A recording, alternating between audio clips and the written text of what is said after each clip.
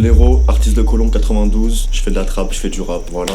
T'as commencé la musique un peu par hasard à une soirée avec Flipper, au destin ou juste au bon timing? Bah franchement, comment c'était écrit là, je dirais que c'est le destin, vu tout le temps que j'ai continué, parce que ça remonte à des années maintenant. Tu peux nous expliquer vite fait pourquoi à cette soirée précisément t'as eu envie de commencer? Bah en fait il m'avait demandé de rapper ce soir-là, mais j'avais pas de texte vu que j'avais jamais écrit de son. Après je crois qu'on s'est vu le lendemain ou le surlendemain, j'étais venu chez lui, il m'a fait des sons à lui, il m'a dit mais vas-y essaye, et il m'a mis une prod, un truc qui m'a plu et voilà c'est parti en écriture et depuis j'ai jamais lâché. Tu dis que le son c'est une thérapie. Ouais, grosse thérapie. Peur de trop te livrer dans tes textes? En vrai, non, j'ai jamais eu peur de me livrer dans mes textes. Il y a des sons qui sont jamais sortis et qui sortiront probablement, je dis bien probablement jamais, dans lesquels je me livre énormément sur ma vie, ce qui s'est passé dans ma vie. Non, pour moi, c'est vraiment une thérapie, c'est comme si j'allais voir un psy, quoi. Alors ton nouveau son c'est un son pur ego trip, sans fil. Ego trip. Tu penses que l'ego c'est un poison ou c'est plutôt un moteur pour un artiste? Je dirais que ça peut être les deux, je dirais que c'est un moteur parce qu'il y a beaucoup de gens qui peuvent se reconnaître d'un côté et d'autres ça sera un poison pour eux. Pourquoi? Parce que selon les auditeurs, ils peuvent se faire passer pour des menteurs tout simplement, en vrai.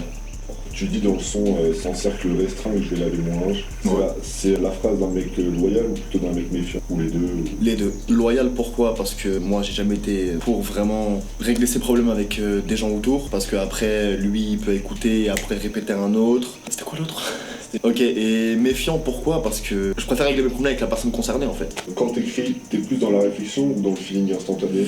Genre ce qui te traverse l'esprit et ça part? Alors, il y a des sons que j'ai fait sur le feeling instantané, comme des sons que j'ai fait avec mon gars Black Moon, Big Up à toi mon ref. Et d'autres où j'écris tout simplement mes textes parce que je me dis bah tiens, aux fonctions de la prod, je vais écrire sur ce thème là. T'as dit que toi t'étais branché true crime, film d'horreur, etc. Ouais, j'aime un peu Est-ce trop que ça. c'est un côté que t'aimes bien développer artistiquement, ta musique et tout? Enfin, c'est une DA, une direction artistique qui peut t'intéresser pour toi? Oui, en fait, ça me donne pas vraiment une direction artistique, mais on peut dire que ça peut me donner des références, tout simplement. Par exemple, là, il y a un son qui devrait sortir un moment bientôt, où je dis à un moment, j'entends des voix Ronald DeFeo. Ronald DeFeo, faut savoir que c'est un mec, je sais pas si vous connaissez l'histoire d'Amityville, mais c'est ce mec-là qui a tué toute sa famille. Donc ça peut me donner des références comme ça.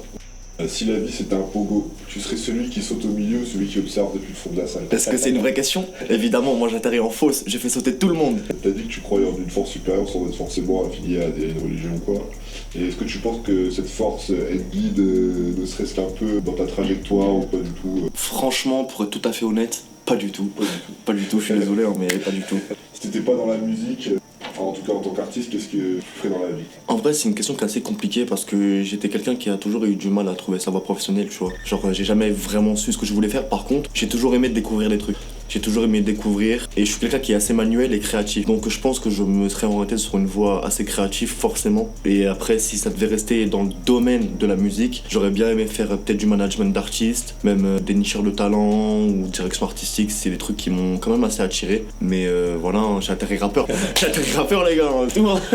Tease-nous vite fait le son du 31 là qui sort là. Les gars, le 31 octobre, restez branchés. Halloween, pour moi, c'est un jour sacré. Ok. C'est un son qui turn up à la mort. Il est clippé, le clip est défouraille.